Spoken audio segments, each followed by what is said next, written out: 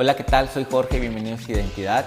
El siguiente mensaje que estás a punto de disfrutar forma parte de la serie Tiempos de Crisis, en el cual aprenderemos que si bien es cierto, sabemos que en el mundo hay aflicción, también sabemos que con la ayuda de Dios podemos salir adelante. Él nos da las herramientas para triunfar.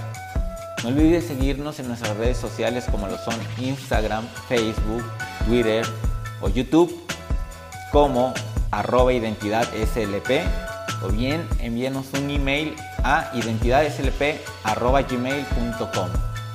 Esperemos disfrutes el siguiente mensaje. No olvides suscribirte y compartirlo.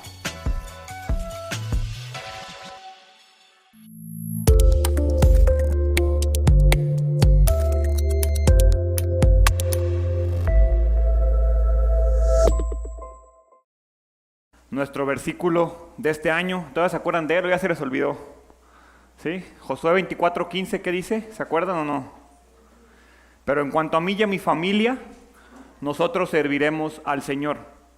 Ese es el versículo con el cual este tercer año de identidad está fundamentado en el compromiso no solo personal, sino familiar, basándonos en servir al Señor y entendiendo que el servir al Señor pues implica muchas cosas, implica compromiso, implica crecimiento, implica fe, implica dar de nuestro tiempo. Y precisamente todas estas últimas 4 semanas, hemos estado hablando de los tiempos de crisis. Y el día de hoy vamos a terminar esta serie que a mí en lo particular se me hizo muy, muy padre, porque aparte de todo coincidió muy bien con los tiempos que comenzamos a vivir como país. Y el día de hoy la predicación se llama Fortaleciendo la Fe. Para mí esta parte de fortalecer nuestra fe es la medular para salir adelante en los tiempos de crisis. No solo para evitarlos en la medida de lo posible, pero para poder sobreponernos mientras estamos ahí y mucho más importante, cuando termina la crisis, ¿qué vamos a hacer? Porque como lo veíamos la semana pasada, los tiempos de crisis representan una oportunidad o representan una amenaza, representan algo que nos va a tumbar. Entonces, invariablemente, al final de la crisis, o terminaste de pie, ¿sí?, o terminaste tirado. Si terminaste de pie es una buena señal, es algo de decir, sigo adelante, ¿sí? Mi fuerza, mi fe están bien, me sigo fortaleciendo. Si terminaste tirado, pues es un buen momento para decir, pues por lo menos sigo teniendo vida, sigo intentándolo, y es momento de comenzar a fortalecer esa fe que me di cuenta que no estaba tan fuerte como yo creía. Y encontré una frase de un periodista que se llama Norman Cousins, y él dice: el hombre no es prisionero de sus hábitos. Grandes cambios pueden ser forjados en él por la crisis, una vez que dichas crisis han sido reconocidas y entendidas. Me gustó mucho esta frase porque te limita o más bien te motiva a reconocer tu crisis. Dice que el cambio que viene después de la crisis, el rompimiento del hábito que viene después de la crisis, se da sí y solo si, 1, reconoces que estás en crisis, y 2, entiendes que estás en crisis. Si tú y yo no pasamos por una etapa de reconocimiento y de entendimiento, no vamos a poder salir adelante, no vamos a poder darle la vuelta, no vamos a poder romper los hábitos que nos llevaron a la crisis. La pregunta que tienes que hacerte tú hoy es: ¿reconoces tus crisis? ¿Entiendes tus crisis? El objetivo de esta serie ha sido mostrarles que los tiempos de crisis con fe y con Dios también son tiempos de victoria. Es muy complicado de entender y cuando estamos ahí no nos queda otra más que creer. Pero ese ha sido el objetivo de esta serie, fortalecerlos y motivarlos a no dejarse vencer por la crisis, sino a prepararse y a saber sobrellevarla. Si creemos en Dios, con su ayuda podemos superar cualquier circunstancia y, más importante, prepararnos para las que vienen. Cada crisis que tú y yo vamos enfrentando tiene objetivo y el propósito de probarnos y de llevarnos a crecer, de motivarnos a crecer. A fin de cuentas, mi misión como su pastor, mi misión como líder en esta iglesia es fortalecer su fe. Esa es la única razón de que yo esté aquí cada domingo, llevarlos a que ustedes decidan dejar que el Espíritu Santo fortalezca su fe, porque yo no la puedo fortalecer por ustedes, yo no puedo tomar las decisiones por ustedes, pero sí les puedo ir dando herramientas que los lleven a ustedes a tomar decisiones que fortalezcan su fe y que los preparen para los momentos de crisis, porque a fin de cuentas, en el momento de la crisis, en ese momento de rompimiento, la diferencia entre salir adelante y caer es la fuerza de la fe. Por eso es tan importante y por eso quiero cerrar el día de hoy con eso. Hoy vamos a cerrar esta serie con 10 principios para que tú y yo fortalezcamos nuestra fe. No son 10 pasos, son 10 principios. La idea es que ustedes los tengan, los aprendan, los dominen y que según el momento de la etapa de la crisis en la que se encuentren, lo apliquen para salir adelante. Porque a fin de cuentas es la fe, es la confianza en nuestro Señor lo que nos va a dar la esperanza de que aunque tú nada más veas una montaña, sabes que cuando llegues arriba de la montaña, de ahí para abajo es bendición, es salir adelante. Y que tal vez vas a llegar y después otra montaña te vas a encontrar, pero la clave es salir adelante y lo único que nos va a permitir seguir moviéndonos es la esperanza. Encontré un versículo en Job capítulo 11, versículos 18 y 19. Dice la Reina Valera: tendrás confianza porque hay esperanza. Mirarás alrededor y dormirás seguro. Te acostarás y no habrá quien te espante, y muchos suplicarán tu favor. ¿Cuántos de nosotros tenemos confianza? Si no tienes confianza es porque no tienes una esperanza. La idea o el chip o el mensaje que a lo largo de cada domingo trato de colocar en ustedes es que si tú ves las cosas desde una perspectiva de la esperanza de la vida eterna, no hay crisis suficientemente grande que derrote o que mine ese pensamiento que tenemos. Si tú y yo tenemos esa esperanza, vas a mirar alrededor y dormir seguro. Te acostarás y no habrá quien te espante. La pregunta es: ¿qué tanta seguridad tenemos? ¿Qué tanto dejamos que la vida nos espante? ¿Sí? Tú y yo deberíamos de tener la seguridad y la fortaleza de que nada nos puede derrotar porque tenemos a Dios de nuestro lado. Y entonces, para poder salir de la crisis, para poder fortalecer nuestra fe, hay 10 principios que vamos a mencionar muy rápidos porque en realidad son muy sencillos, no tengo que pasarme 20 minutos en cada uno de ellos. ¿Sí? El primer principio es tomar la iniciativa. Esto es esencial en cualquier crisis. Tú y yo no podemos quedarnos esperando a que alguien resuelva nuestras crisis. ¿Y sabes qué? Esa es nuestra mentalidad muchas veces. Estamos en medio de la crisis y esperamos que nos vayamos a dormir y al despertar algo milagrosamente solucione nuestros problemas. Que las cosas se acomoden. La frase: ay, Dios dirá, me voy a dormir, ya mañana Dios dirá, ya mañana será otro día. Esa mentalidad es muy errónea, es mediocre y Dios no crea hijos mediocres. Dios te dice: pelea, ve, toma la iniciativa. Necesitas tomar la iniciativa porque hemos visto que la crisis, si nos regresamos al primer domingo cuando les hablé de que la crisis eran las cosas que tú y yo no podíamos controlar que nos afectan. ¿Estamos de acuerdo? Hice una diferencia muy particular entre las consecuencias de nuestros pecados y meternos nosotros al hoyo y las crisis que llegan a nuestra sociedad y que llegan a nuestro mundo en las cuales tú y yo no tenemos control. Cuando tú decides tomar la iniciativa de que a pesar de que estás en la crisis, tienes que hacer algo, es una manera de decirle a la vida: tengo algo de control.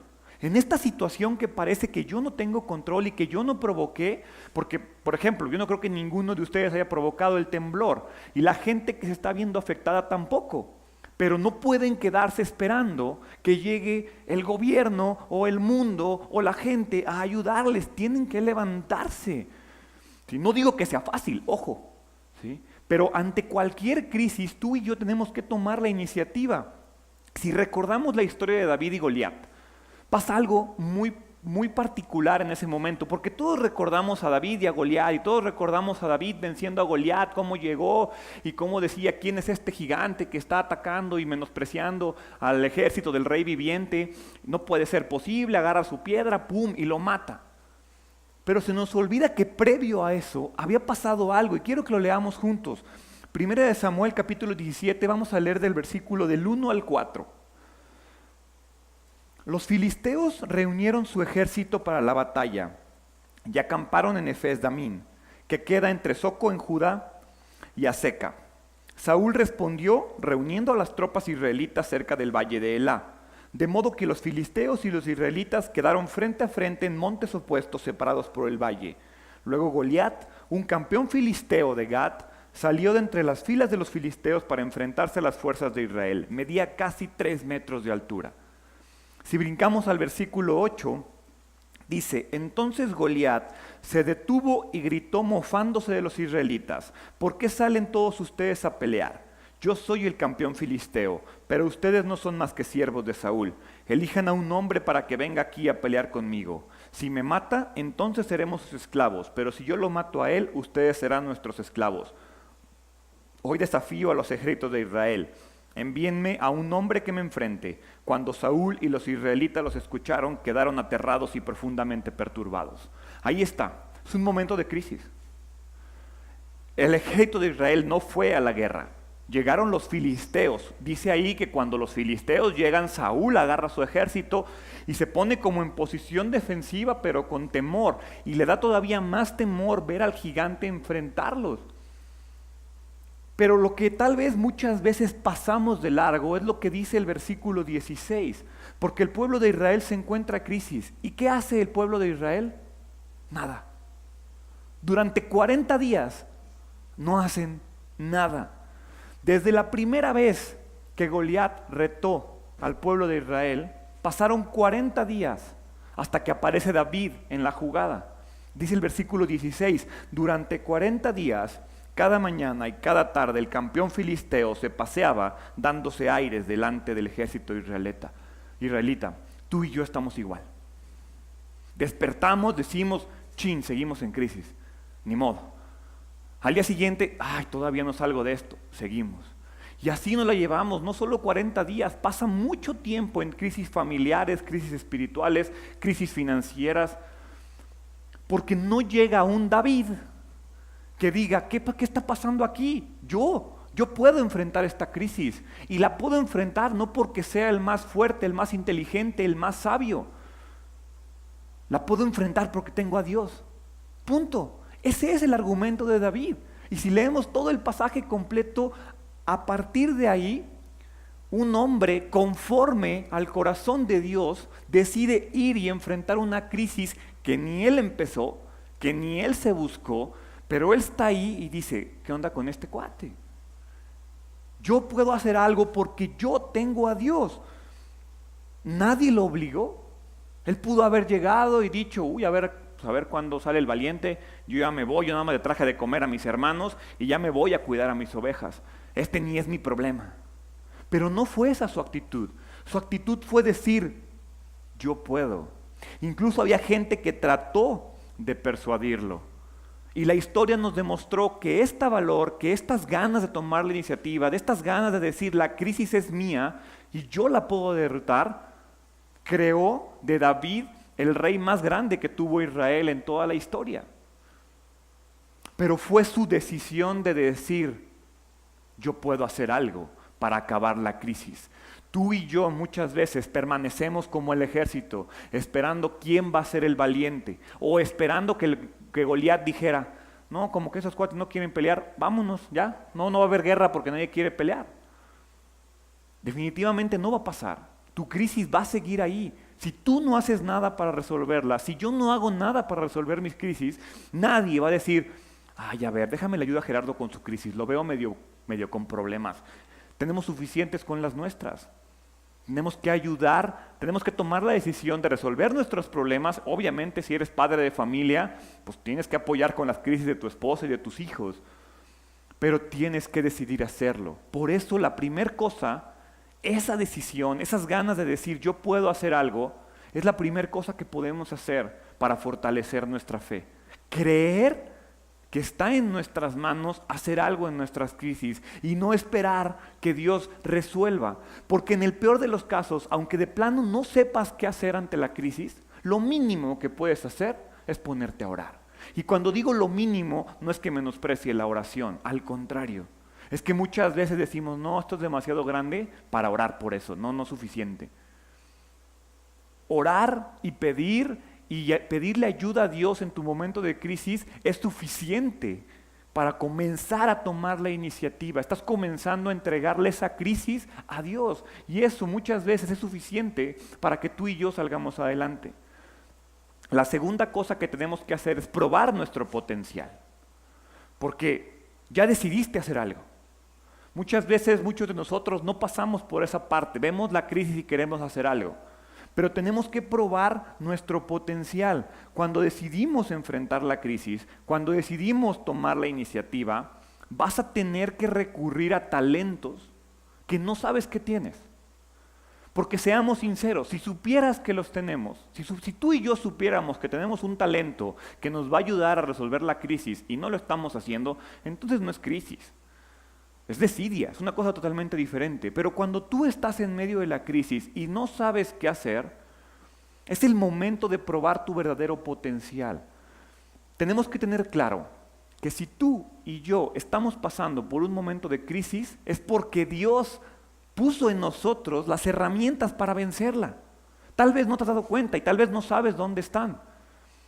Pero dentro de nuestro potencial está la capacidad de vencer esas crisis. Yo les pregunto, ¿cuántos de ustedes creen que están viviendo a todo su potencial? El miércoles les hice esta pregunta a los hombres y les preguntaba, ¿quién de ustedes creen que están viviendo al máximo de su potencial? Que están explotando todo lo que Dios puso en ustedes. No se sientan mal, la gran mayoría dijimos que no. Sí. Desafortunadamente no estamos viviendo nuestro potencial. Vamos ahí como que, pues a ver qué pasa. Ahora, ¿por qué? ¿Qué es lo que nos separa de alcanzar nuestro potencial? Hay varias cosas y las voy a mencionar muy rápidas, porque el enemigo o los enemigos principales de que tú y yo alcancemos nuestro potencial se llama, número 1, desobediencia. Si tú fueras obediente con Dios, poco a poco irías descubriendo tu potencial. Número 2 se llama pecado. El pecado nos aleja de Dios y por lo tanto nos aleja de nuestro potencial. Número 3 se llama temor. Hay algo en ti que te dice, es que yo sé como que Dios me puso ese algo, pero tengo miedo. Yo no soy lo suficientemente bueno. Seguro Dios se equivocó. ¿Sí? Otra cosa es el desánimo. ¿Cuántos de nosotros decimos no importa lo mucho que me esfuerce, no tengo lo que se requiere? Peor tantito, la desidia. Tengo lo que se requiere, pero no quiero hacerlo. Fracasos pasados. Ya fallé una vez en esta circunstancia. ¿Qué me hace creer que ahora sí lo voy a lograr? Y decidimos no enfrentar la crisis. Una que en lo particular odio, la opinión de las demás. ¿Cuántas veces limitamos nuestro potencial por la opinión de los demás? Distracciones. El principal enemigo de que tú y yo alcancemos nuestro potencial son las distracciones. Son esas cosas que nos desvían la mirada de nuestro objetivo. Es esa sutil manera de que la vida nos tienta a desviarnos de trabajar sobre lo que Dios puso sobre nosotros. Una que muchas veces nos pasa, el éxito. El éxito mismo nos limita de alcanzar nuestro potencial, porque ganaste una batalla y dices, ya aquí me quedo. Ya no quiero seguir adelante. Ya me fue bien aquí, prefiero permanecer aquí. La tradición, siempre lo he hecho de la misma manera. La tradición nos limita nuestro potencial. El ambiente equivocado. Estamos en un ambiente tóxico, en un ambiente que no nos permite desenvolvernos como deberíamos. Las comparaciones. Queremos el potencial de la persona de al lado y no nos enfocamos en el nuestro. Y la presión de la sociedad. La presión de la sociedad es terrible. Muchas veces somos presionados a hacer algo que no nos gusta hacer, pero lo hacemos y nos alejamos de nuestro potencial. Tú y yo tenemos que recordar que cuando enfrentamos una crisis, tenemos la seguridad de que nuestro potencial es suficiente para salir adelante de ella. Dios plantó en nosotros los recursos necesarios para salir adelante. Primera de Pedro, capítulo 4, versículo 10.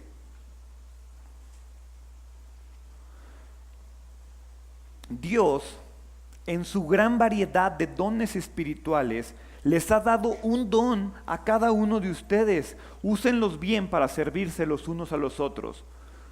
¿Alguna vez has pensado que es posible que Dios haya permitido que tú y yo estemos en una crisis a fin de que ese don que Él plantó crezca? Y al tú y yo no hacer nada, decidimos dejar la semilla ahí. No permitimos que ese don que Dios plantó en nosotros crezca. Hay gente de aquí que tiene dones increíbles y no los pone al servicio de los demás. Y ese don comienza a morir. Cuando tú pones tu don al servicio de los demás, tu don crece, tu don germina. Dios, a través de la crisis, quiere que tú y yo descubramos nuestro potencial. ¿Y sabes por qué lo hace a través de la crisis? Porque seamos sinceros, si Dios llegara y te dijera, mira hijo, tu verdadero potencial es este y este, ve y hazlo, ¿lo haríamos? No, porque estamos muy cómodos. Entonces Dios nos lleva, nos empuja a través de la crisis, porque desafortunadamente es lo único que nos mueve. Si no entramos a una crisis, no nos movemos, porque estamos cómodos, estamos en nuestra zona de confort. La tercera cosa que podemos hacer es hacer equipo. Génesis capítulo 2, versículo 18 lo dice muy claro. Cuando Dios crea al hombre, dice, no es bueno que el hombre esté solo. Dios no planeó las crisis. No es correcta la palabra. Dios no permite las crisis para que tú y yo las enfrentemos solos. Durante varias semanas estuvimos hablando de hacer comunidad. Y la razón de hacer comunidad es porque todos necesitamos relacionarnos con los demás. Aunque parezca que estás enfrentando una crisis personal, necesitas de lo que las otras personas puedan ofrecer. Hay veces que tú ya estás ciclado, que tú ya estás perdido, dándole la vuelta, intentando hacer lo mismo una y otra vez y no puedes. ¿Y alguna vez te ha pasado que te acercas con alguien y ese alguien parece que da en el clavo y dices, ¿cómo es posible que no se me haya ocurrido?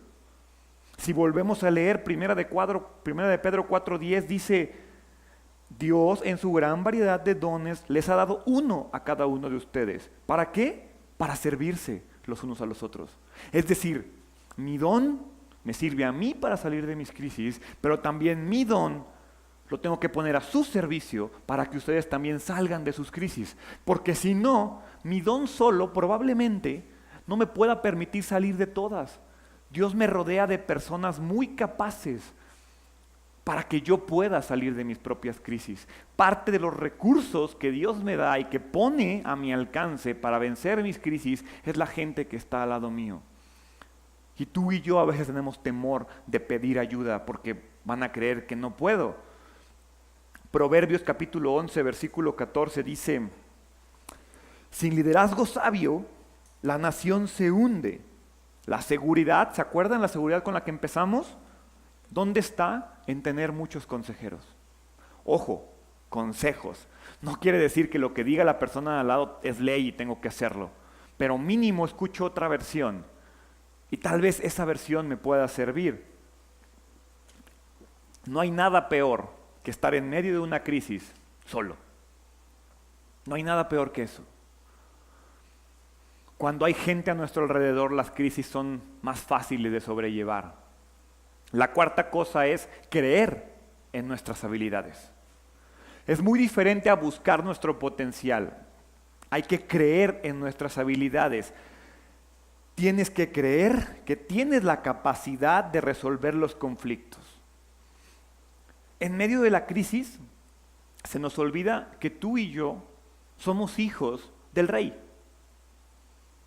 Y ponte a pensar que viviéramos todavía en una época de monarquía y que hubiera un reinado en México y que tú fueras hijo de ese rey. ¿Te preocuparías por algo? Tronarías los dedos y habría gente a tu alrededor sirviéndote. A ti y a mí se nos olvida que somos hijos del rey.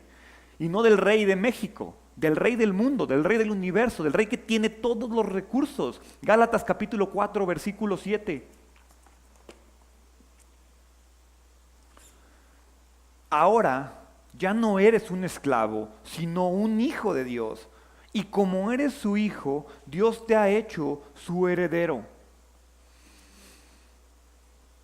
Muchas veces nuestra capacidad para encontrar soluciones a todas nuestras crisis deriva de la ilimitada capacidad de Dios para resolverlas. ¿Qué quiere decir? Hay veces que a ti y a mí se nos olvida que Dios puede resolver cualquier problema en nuestras vidas. Lo olvidamos con demasiada facilidad y creemos que nuestro problema es demasiado grande para Dios. Y Dios lo único que está esperando muchas veces es que tú creas que Él lo puede resolver. Y es que tú en verdad digas, soy hijo del rey, ¿por qué me estoy preocupando por esto? Tengo que seguir adelante. Somos hijos del rey. Muchas veces oramos, Dios, ayúdame. Y yo me imagino a Dios diciéndote, oye, ya te ayudé, ya te puse las herramientas en ti, sácalas. Mateo capítulo 6, versículo 33, lo leímos la semana pasada, pero quiero que no se nos olvide. Dice, busquen el reino de Dios por encima de todo lo demás y lleven una vida justa. Entonces Él les dará todo lo que necesitan. La provisión de Dios, los recursos de Dios para que tú y yo salgamos de nuestras crisis dependen de que tú y yo tengamos una vida justa. ¿Qué significa vivir una vida justa? Vivir una vida justa es vivir una vida conforme a la justicia de Dios. ¿Qué tiene que ver con eso? Alguien que obedece, alguien que sigue. Nuestra habilidad para superar la crisis depende de nuestra justicia y nuestra justicia se manifiesta cuando maduramos. Cuando maduras en la palabra de Dios, creer que tú y yo tenemos las habilidades necesarias es símbolo de madurez.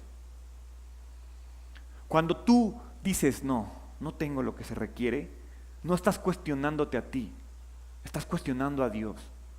Y estás diciendo que Dios no puso lo suficiente en ti para salir adelante. Y entonces, si Dios no puso lo suficiente para salir adelante en ti, no es fiel a su palabra y entonces lo estamos llamando mentirosos. Muchas veces no nos damos cuenta de lo que nuestra actitud dice de nuestro Dios. Cada vez que tú y yo decimos no tengo lo suficiente, estamos diciendo Dios no puso lo suficiente en mí. No es un cuestionamiento hacia nosotros, es un cuestionamiento hacia Dios. Creemos que Dios no nos ha dado lo suficiente. Un verdadero hijo de Dios, una persona con una fe fuerte, cree que Dios te ha dado la capacidad y, más importante, la usa. Porque de nada sirve creer que tengo las habilidades, pero pues no hago nada al respecto. El quinto principio es considerar lo que tenemos. Cuando estás en tiempo de crisis, no es momento de buscar recursos. Simplemente ponte a pensar cuando pasa un desastre natural, ¿qué es lo primero que se acaba? El agua. Todo mundo corre en ese momento a buscar agua. Pero si tú fueras prevenido, tendrías recursos suficientes para poder aguantar una crisis. Cuando llega la crisis, todos van a buscar los recursos. Todos van a intentar hacer las cosas. En el momento de la crisis no es momento de buscar recursos, es momento de voltear y decir, ¿qué tengo? Pues con esto. No tengo que ir a buscar más cosas. ¿Por qué? Porque se supone que previo a la crisis yo ya me fui preparando. ¿Sí? Si leemos Segunda de Reyes, capítulo 4, vamos a leer del versículo 1 al versículo 6. Porque es una historia que a mí en lo particular me gusta mucho. Cierto día, la viuda de un miembro del grupo de profetas fue a ver a Eliseo y clamó: mi esposo, quien te servía, ha muerto y tú sabes cuánto él temía al Señor. Pero ahora ha venido un acreedor y me amenaza con llevarse a mis 2 hijos como esclavos. ¿Cómo puedo ayudarte?, preguntó Eliseo. Dime qué tienes en tu casa. No tengo nada, solo un frasco de aceite de oliva, contestó ella. Entonces Eliseo le dijo: pídeles a tus amigos y vecinos que te presten todas las jarras vacías que puedan. Luego ve a tu casa con tus hijos y cierra la puerta. Vierte en las jarras el aceite de oliva que tienes en tu frasco y cuando se llenen, ponlas a un lado. Entonces ella hizo lo que se le indicó. Sus hijos le traían las jarras y ellas las llenaban una tras otra. Pronto todas las jarras estaban llenas hasta el borde. Tráeme otra jarra, le dijo a uno de sus hijos. Ya no hay más, le respondió. Al instante el aceite de oliva dejó de fluir. ¿Qué pasa en este pasaje? La bendición termina cuando los recursos que tenía se acabaron. Primero es muy importante, le pregunta: ¿qué tienes? Y su respuesta es la misma que tú y yo hacemos. Nada, pues ahí nomás tengo poquito de fuerza de voluntad, poquitas ganas de hacer las cosas bien. Y entonces Dios dice: bueno, con eso poquito, yo puedo hacer algo, yo puedo trabajar, confía en mí. Y entonces comienzan a buscar las jarras que pudieron conseguir, las que estaban a su alcance.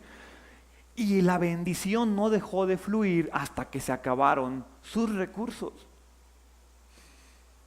Dejemos de inquietarnos por lo que nos falta. Con eso poquito que tenemos, Dios puede hacer maravillas. Y tenemos que recordar que si no lo tenemos, es porque no lo necesitamos. O tal vez porque no nos preparamos, también es importante. Es importante prepararse. Si la viuda no hubiera tenido ni el aceite de oliva, pues ahí sí, quiero suponer que Dios hubiera ingeniado algo maravilloso para sacarla adelante, pero hubiera sido más complicado.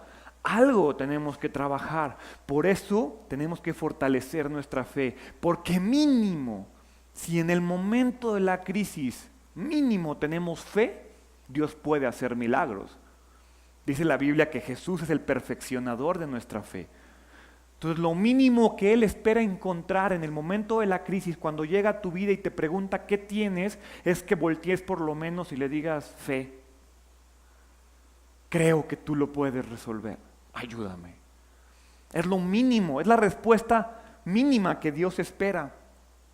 Ahora, el siguiente punto es: entrega lo que tienes. Pareciera contradictorio y hasta pareciera una burla, porque les acabo de decir, pues fíjate en lo poquito que tienes. Ahora eso poquito que tienes, entrégalo, déjalo ir. A veces tú y yo somos capaces de reconocer lo que sí tenemos, pero no queremos ponerlo al servicio de Dios, porque tenemos miedo de que se nos acabe. Es como si la viuda hubiera dicho: no, este es mi aceite de oliva y es lo único que me queda. ¿Sí? Pues tal vez si ella no hubiera dicho: órale va, ten mi aceite de oliva, Eliseo, no hubiera pasado nada. Y en lugar de llenar jarras y jarras de aceite, hubieran terminado con una cena más que hubieran podido preparar con ese aceite. La clave de qué hacemos con nuestros recursos es a quién se los entregamos. Si leemos Mateo capítulo 15, versículos 32 al 37. Entonces Jesús llamó a sus discípulos y les dijo: siento compasión por ellos, han estado aquí conmigo durante 3 días y no les queda nada para comer. No quiero despedirlos con hambre, no sea que desmayen por el camino. Los discípulos contestaron: ¿dónde conseguiremos comida suficiente aquí en el desierto para semejante multitud? ¿Cuánto pan tienen?, preguntó Jesús. 7 panes y unos pocos pescaditos, contestaron ellos. Entonces Jesús le dijo a la gente que se sentara en el suelo. Luego tomó los 7 panes y los pescados, dio gracias a Dios por ellos y los partió en trozos. Se los dio a los discípulos, quienes repartieron la comida entre la multitud. Todos comieron cuanto quisieron. Después los discípulos recogieron 7 canastas grandes con la comida que sobró. De nuevo la pregunta: ¿qué es lo que tienen? ¿sí? Estamos en una crisis de nuevo, no hay suficiente comida para que todos coman. Jesús llega y les pregunta, ¿qué tienes? Los discípulos voltean y dicen, pues 7 panes y unos pescaditos. Y Jesús no se inmuta, dice, dámelos. Los discípulos se los dan y el milagro ocurre. Piensa, ¿qué es eso que tienes que no le has querido entregar a Jesús? ¿Cuál es ese recurso que tú tienes que tal vez piensas que no es lo suficientemente bueno, que no tiene lo suficiente para sacarte de tu crisis? Y pregúntate, ¿por qué no lo quieres soltar? Vemos en la Biblia que con un poquito de aceite de oliva, que con 7 panes y unos cuantos pescados, Dios es capaz de hacer milagros. Y tú y yo nos aferramos a nuestro jarrito de aceite de oliva y a nuestros 7 panecitos. Y esperamos multiplicarlos. Hasta la fecha yo no he podido multiplicar el pan. Lo he intentado, y no sale nada, por más que oro. La manera en que las bendiciones en mi vida ocurren es cuando yo le entrego mis bendiciones a Dios. Tal vez ese pensamiento de no dejar, de no soltar lo que tenemos, es lo que nos pone en las crisis. Simplemente, y un pensamiento muy común, y pongo el ejemplo del diezmo porque es muy común. Cuando hay dinero, muchos suelen diezmar. Pues tengo dinero para diezmar. Cuando te comienzas a apretar, una de las primeras cosas que cortas, dices, no, ya no tengo para el diezmo, ya no me alcanza. Y entonces Dios te está diciendo, es que no va por ahí, entrégame a mí y yo me encargo de darte. Es mi responsabilidad, yo soy tu padre, yo soy el rey, dame las cosas, yo las voy a hacer trabajar. No importa que tú creas que es poquito, no importa que tú creas que no sirve para nada, entrégame lo que tienes y dame a mí la oportunidad de trabajar. Ahora, ¿qué sigue? Explota esos recursos. Explota una vez que le entregaste el recurso a Dios. Si se fijan en el pasaje que leímos, los discípulos le dan los 7 panes y los pescaditos a Jesús. En el pasaje de Eliseo, la viuda le dice, tengo una jarra.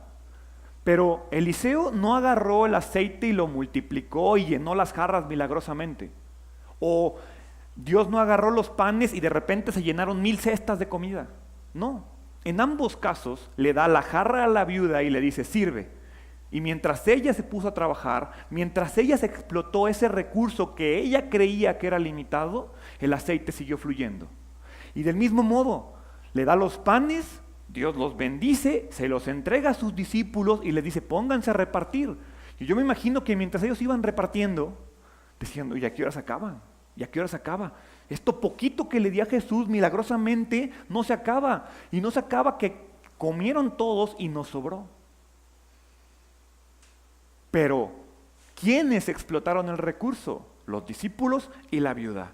No fue Jesús, no fue Dios. Dios, cuando se lo entregaste, te dio a ti la capacidad de hacer que ese recurso se multiplique. Pero tú y yo tenemos que explotarlo. Si eres bueno para algo, Dios no te va a hacer famoso de la noche a la mañana. Va a esperar que tú trabajes por alcanzar eso. Va a esperar que tú hagas las cosas por desempeñarte. Dios no es un mago de la lámpara, no es un genio de la lámpara que te va a volver famoso, que te vas a ir a dormir, vas a despertar y, ya tengo todos mis recursos listos para ser exitoso. No.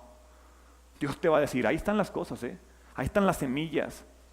Fortalécelas, hazlas crecer. Dios te dio autoridad sobre todas las cosas. Dios te dio autoridad sobre tus recursos. Dios te dice, úsalos. ¿Qué recursos tienes? ¿Cuál es tu potencial? ¿Ya explotaste el potencial de tus recursos? ¿O sigues esperando que Dios lo haga? El 8º principio es piensa fuera de la caja. Debemos acostumbrarnos a que tú y yo, como cristianos, como creyentes, no podemos ver la vida de la misma manera en la que la ve el resto del mundo. Tiene que haber una diferencia. A eso me refiero con pensar fuera de la caja. Es salirte de la sociedad, es salirte de lo que el mundo dice, es salirte de lo que la gente dice que se puede y no se puede. Y tú desde afuera dices, ¿Por qué? ¿Por qué tengo que hacer las cosas como ellos dicen? Yo tengo una perspectiva diferente. Yo soy un hijo de rey.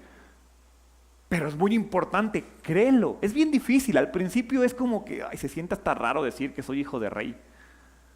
Yo me siento más como el esclavo que leíamos hace rato.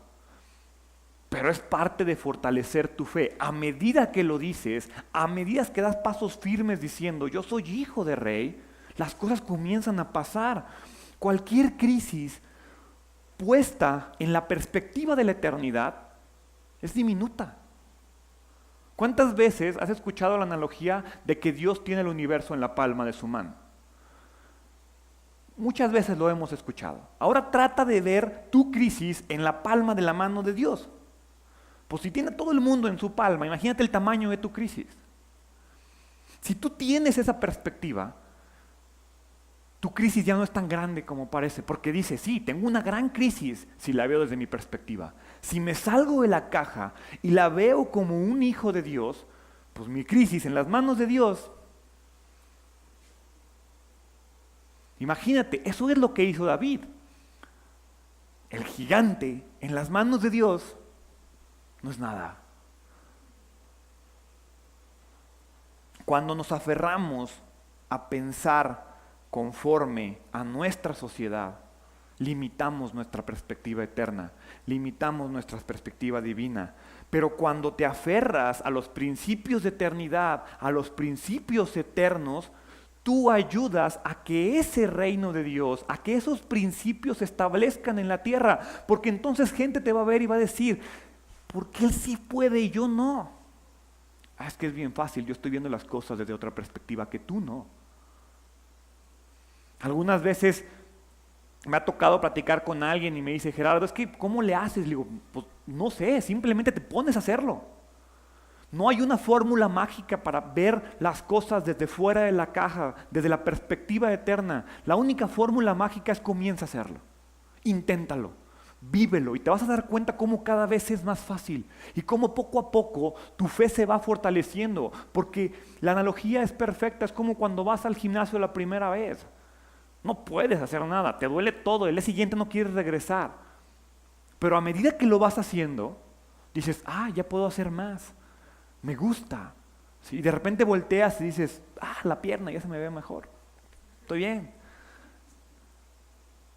Vas trabajando, te vas fortaleciendo. ¿Por qué?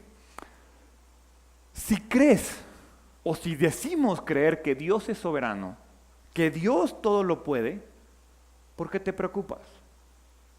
Si decimos creer que somos ciudadanos del reino, ¿por qué dejas que este mundo te atormente? Si tú crees que Dios te dio autoridad sobre el mundo, ¿por qué dejas que la autoridad de los demás te haga menos? Si crees que todas las respuestas están en la Biblia, ¿por qué andas buscando respuestas en otro lugar? Si creemos que somos colaboradores de la obra de Dios, ¿por qué sigues esperando que Él venga y resuelva tus problemas? Ojo, esas cosas que acabo de leer, muchas veces las hemos dicho, sí, soy hijo de Dios, sí, yo tengo autoridad sobre las cosas, sí, yo soy colaborador en la obra, pero cuando llega la crisis se nos olvida.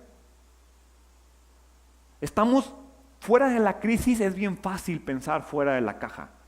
Pero cuando entra la crisis, haz de cuenta que limitas tu visión, cierras todo y estás solo con tu crisis, tu crisis, tu crisis. ¿Y se acuerdan lo que veíamos la semana pasada? Dios te da la tentación y juntamente la salida. Lo único que espera es que voltees la cara.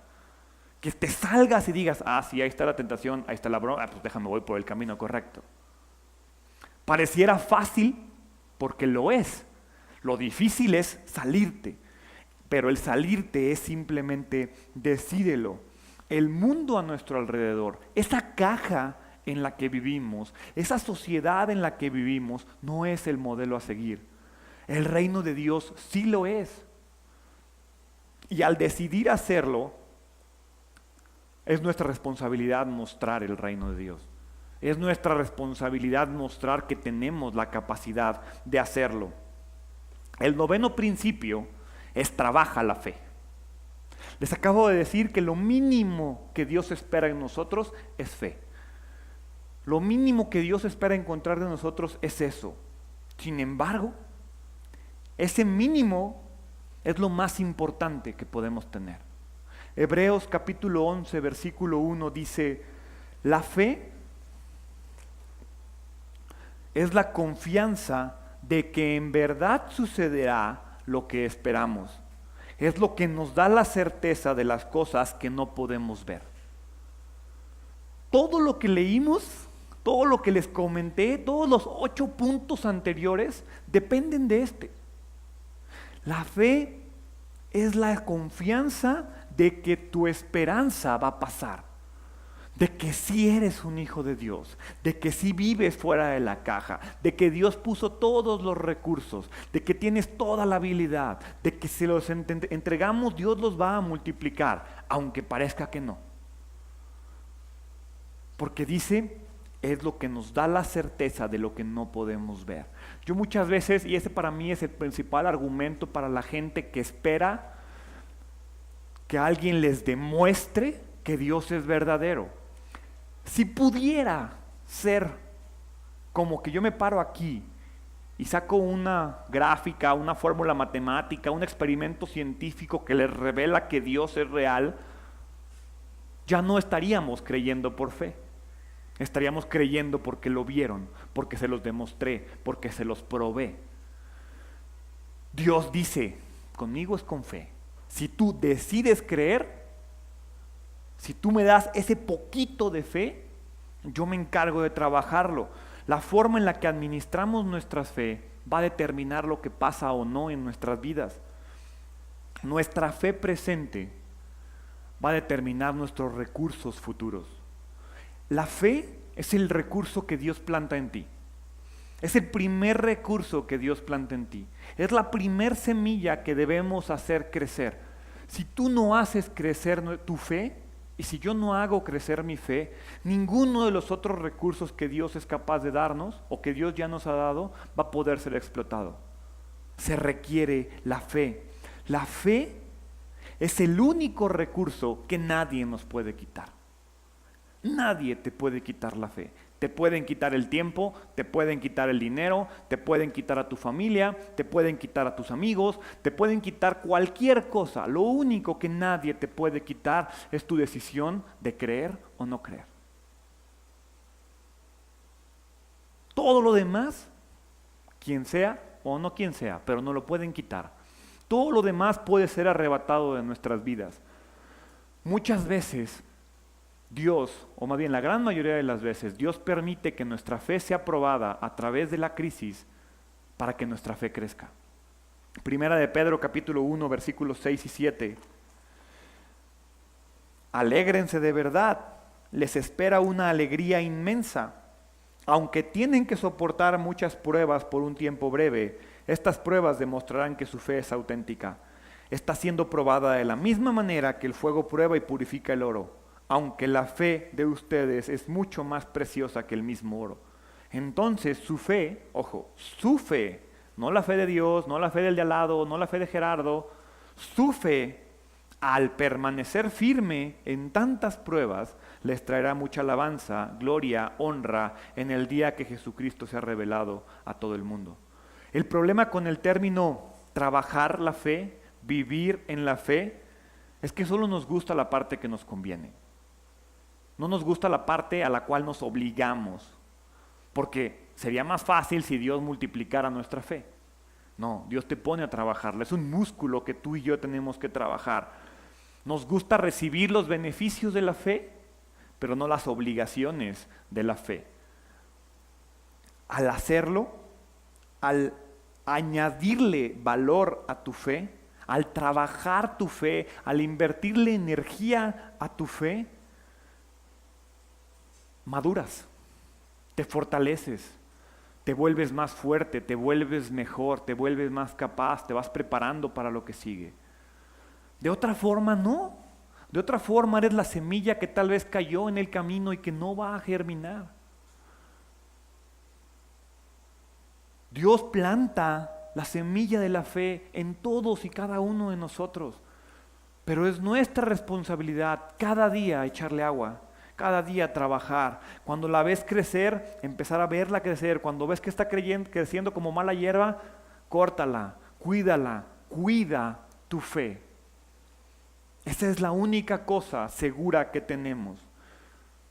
Y finalmente, el 10º principio es ser un triunfador. A lo largo de 5 semanas, además de que hemos hablado de la crisis, nuestro país ha pasado por varias crisis. Muy probablemente muchos de los que estamos aquí estemos pasando por una crisis. Y vamos a necesitar de estos principios porque más crisis están por venir. Siempre se los digo, si alguien les dice que con Dios no hay crisis, corran, les están mintiendo. Nadie está exento, ni siquiera el creyente más íntegro, ni siquiera el creyente que vive la vida de la manera más justa, ni él está exento de las crisis.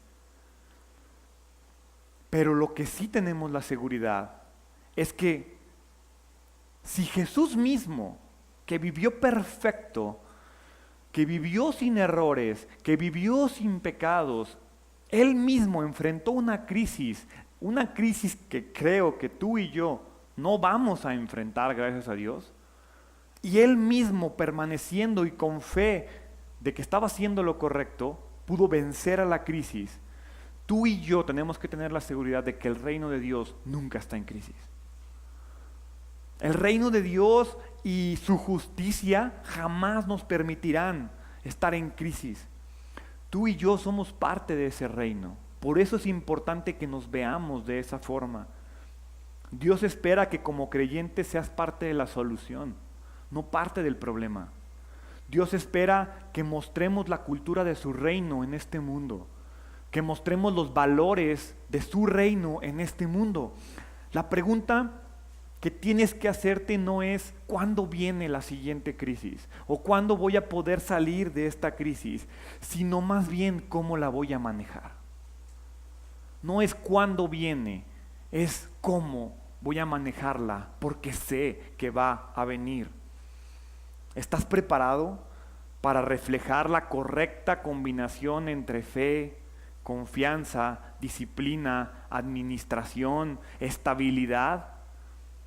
¿O estás esperando que cuando llegue la crisis, como dice Santiago, te lleve como las olas del mar y a ver qué pasa? Y a ver si ahora sí puedo permanecer en pie. Se trata de que al final de la crisis estés seguro y estemos seguros de que has hecho lo humanamente posible para salir adelante. Segunda de Timoteo, capítulo 4, versículo 7.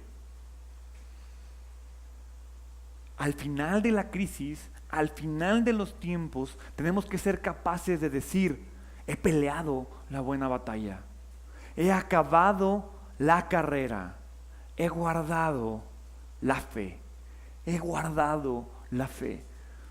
Este versículo nos dice lo que les acabo de decir. Al final, lo único que importa es dónde está tu fe. Al final de la batalla, al final de la carrera, Dios te va a decir cómo está tu fe. Lo que nos separa del mundo es nuestra fe. Lo que le importa a Dios es tu fe. No le importa tus recursos, no le importa nada, le importa tu fe, no le importa lo que tienes, no le importa dónde trabajas, no le importa con quién vas a casar, no le importa cuánto dinero tienes en tu cuenta de dinero, le importa tu fe. Y al final de los tiempos te va a decir, espero que seas capaz de decirme: Dios, aquí está la fe. Esa semilla que plantaste en mí, aquí está. Y espera que mínimo llegues con un arbolito así chiquito. Qué padre que llegaras y le dijeras: ve ese arbolote, ese que está ahí es mi fe. Esa fe que tú me diste, yo la hice crecer. Primera de Corintios capítulo 15 versículo 57 dice: más gracias sean dadas a Dios, que nos da la victoria por medio de nuestro Señor Jesucristo. Iglesia Identidad, yo no les puedo prometer una vida sin crisis. Me gustaría hacerlo, pero no puedo. ni a mí mismo me lo puedo prometer. Pero sí les puedo prometer que hay una salida. Una forma en la cual tú y yo podemos salir adelante de cualquier crisis, de cualquier momento difícil, nos hayamos metido nosotros o no. Ahorita leímos 1 Corintios capítulo 15 versículo 57. Mas gracias sean dadas a Dios que nos da la victoria por medio de nuestro Señor Jesucristo. Jesús nos dice en Juan capítulo 16 versículo 33. Les he dicho todo lo anterior para que en mí tengan paz. Aquí, en el mundo, tendrán muchas pruebas y tristezas, pero anímense, porque yo, Jesús, ya he vencido al mundo. ¿Qué crisis estás enfrentando en este momento? ¿Salud? ¿Económica? ¿Familiar? ¿Relacional? ¿Espiritual? ¿Laboral? ¿Todas las anteriores? ¿Qué crisis tienes? ¿Qué problema estás enfrentando? No importa el tipo, no importa la magnitud. En la medida que permitas que Dios transforme tu crisis en oportunidades para que tu gracia, para que su gracia crezca, en oportunidades para que tú crezcas, vas a poder salir adelante. Vas a poder traer esperanza a este mundo cansado, a este mundo harto. Cuando les digo que no seamos parte del problema, es no seas tú otro cansado, no seas tú otro harto. Sé tú el que demuestra que no hay por qué estar cansados. Porque así como dice Juan 16:33, yo he vencido al mundo, muchos años después, el mismo Juan, exiliado, escribe: pues todo hijo de Dios vence a este mundo de la maldad. Y logramos esa victoria por medio de nuestra fe. Juan en su evangelio te dice: Jesús venció al mundo. Primera de Juan, en una carta escrita en el evangelio tiempo después, casi 60 o 70 años después de que Jesús murió y resucitó, dice: todo hijo de Dios vence a este mundo de maldad. Y logras esa victoria por medio de nuestra fe. De nuevo, todo se reduce a tu fe, a mi fe. ¿Cómo está tu fe? ¿Qué tan fuerte es? Tal vez es una semillita, tal vez ya está germinando, tal vez ya es un árbol grande, tal vez ya está dando fruto. No lo sé. Es tu responsabilidad y es mi responsabilidad de evaluar dónde está nuestra fe y qué tan fuerte es. Pero al final de los tiempos tienes que decir y tener la capacidad de estar frente a Dios y decirle: he peleado la buena batalla, he terminado la carrera, he guardado la fe que tú me diste. Jesús es el iniciador y el perfeccionador de nuestra fe. Entonces, ni eso nos corresponde a nosotros. Él la pone, Él la ayuda a crecer, Él la fortalece, Él la ayuda a que dé fruto. Pero tú tienes que dársela. Dale tu fe a Jesús y deja que el milagro ocurra. Y cuando el milagro ocurra, trabaja por él, explótalo. Y entonces todas las cosas que dijimos, por eso les decía que no eran pasos. Este punto, este principio es el más importante. Sin fe no puedo tomar la iniciativa. Sin fe no puedo explotar mis recursos. Sin fe no puedo trabajar en mis recursos. Sin fe no puedo vencer mi crisis. ¿Por qué no cierras tus ojos? Padre, gracias. Gracias por darme la semilla de la fe. Gracias porque en tu misericordia planeaste darme ese recurso para salir adelante de cualquier problema. Te pido perdón porque no lo he sabido explotar. Te pido perdón porque lo he dejado ahí plantado, pero no lo he germinado, no le he ayudado a crecer.